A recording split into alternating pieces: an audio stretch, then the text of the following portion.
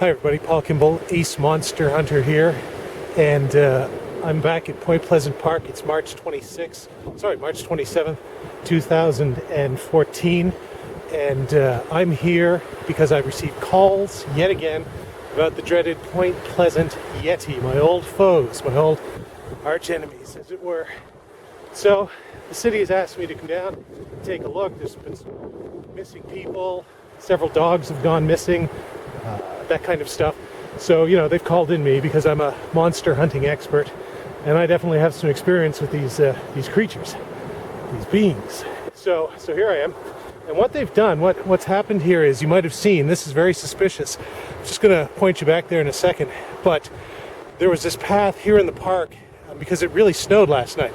Again, one of those spring coolings that we talk about when we speak of global cooling, which is a scientific fact, of course. And as we can see, this path had not been trodden on yet, even though there's foolish people here, despite the Yeti warnings, with their dogs walking in the park today. So anyway, back there's a gate that's been put up, presumably by the Yetis. I mean, Occam's razor tells us who else would have put that up there to keep people out, obviously, of what is clearly their lair. So this is a major slip up, I think, on the part of the Yetis, a clue, as it were, that really only I could decipher. I mean, the city missed it, but as soon as I saw that, I instantaneously realized this must be where the Yeti lair is. And I've been searching for the Yeti lair for years now, even though they always come to me. But this time, I think I finally know exactly where they are. So this could be a major breakthrough. And I've girded myself up. You know, this could get nasty, folks. But hopefully I can talk the Yetis down and maybe, you know, peaceably pull a Captain Picard and convince them to leave the park and go someplace where nobody will notice them, like New Brunswick. But failing that, I might have to go James T. Kirk or at least Catherine Janeway on them and really do a number. But anyway, I'm going to move a little further into the park now. I'll give you an update as soon as I find another clue or some indication that perhaps I'm getting close to the Yeti lair. All right, now folks, as you'll see here, I'm just approaching this structure, which I consider to be another clue. I'm just going to move along and show you a little bit of it. Zoom in there, get a little bit of a close-up. There we go. This is clearly another clue. This is some form of protective barrier, I think, that the Yetis have constructed to keep people like me. I mean, there are no other people like me, really, so I suppose to keep me as the ace monster hunter in the world. I mean, there's Nick Redfern, but Nick just writes, really. He doesn't actually do any hunting.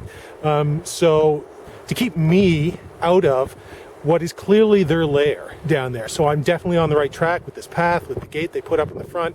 Now this strange structure, this barrier that is made out of some alien-like material. So this is a disturbing development. Perhaps the Yeti are working in league with space aliens from Zeta Reticuli, which I'm not too sure I'm keen on that, because the Yeti are, you know, a handful, but all on their own. And sometimes they ally with snow zombies and even snow squirrel zombies, which crazy little critters who move really fast, which is odd for zombies. But if they've allied with some sort of space alien, because this material here, I'm just going to let you have a look at it.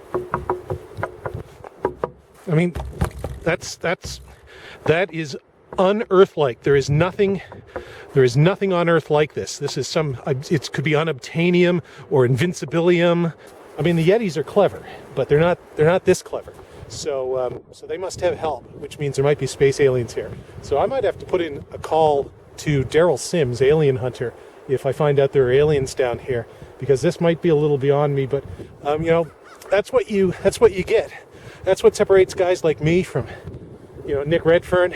Well, besides the British accent and the fact that Nick is always wearing black and lives in the United States, but besides all those other things, what separates us, you know, I got the guts to go to the places where Nick just won't go. So if Nick saw something, Nick wouldn't even see something like this, because he wouldn't be here. He would have stopped at the gate back there.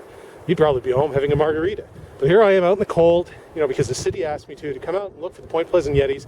I've gone past the barrier. I'm on my way to their lair, and now I've discovered this strange structure, this barrier, another barrier that goes. Take a look at it. It just goes on and on and on and on. So yeah, here I am, and I'm going to head down there. That looks dangerous. It all kind of looks dangerous, actually. But I'm going to head down and see if I can find the lair of the snow Yetis, because I definitely think I'm on the right track. this is another one of those. This is what we call clues, or even evidence, folks. This is what we call evidence.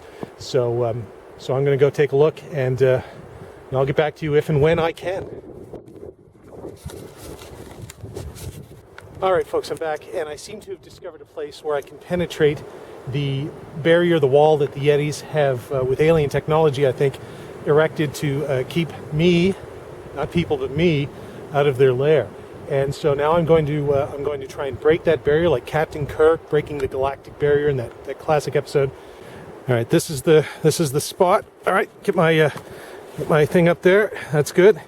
And one more. Got to watch out for a Yeti trap. Off. All right, the Yetis. All right, that wasn't good. The Yetis sort of set a trap, and I kind of fell for it.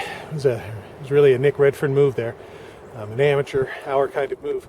So, they almost got me down even further into their lair, and I'm sure they're waiting for me. I can hear them growling. See, can you hear that? It doesn't sound good. So yeah, I'm not going to head down this way. I'm going to try and find another path down, and try and make sure I'm okay after that fall here. If I can just get back out. Just took a real tumble there. Oh, one out. There we go. Make sure I'm firm. And shoot. I seem to have found some Yeti tracks as I've moved along the wall of unobtainium here, leading to the Yeti lair. So again, they are wearing boots, as I reported the last time, which is a very disturbing trend. It allows them to move much faster. In fact, as you can see, there appears to be only one. So this might be a sole Yeti scout or something out looking for me. Could be a marauder, although they usually travel in packs. It's actually, it seems to be a young one, because my feet, as you can see, will fit almost exactly in the Yeti tracks, which is it's interesting. This must be a very young Yeti. So probably on his first mission. And well, this looks interesting. Wait a minute. What's this? This all looks vaguely familiar. As if somebody had fallen here. Somebody human. Oh no. No. Oh no. No. I've been here before. This is all happened before. Those are my tracks. That's where I fell. This can't be happening. The Yetis have discovered time travel technology, and I've been placed in some kind of temporal loop from which there won't be any escape. I'm going to be stuck here forever. Clearly, there's no way out. What am I going to do? What am I going to do?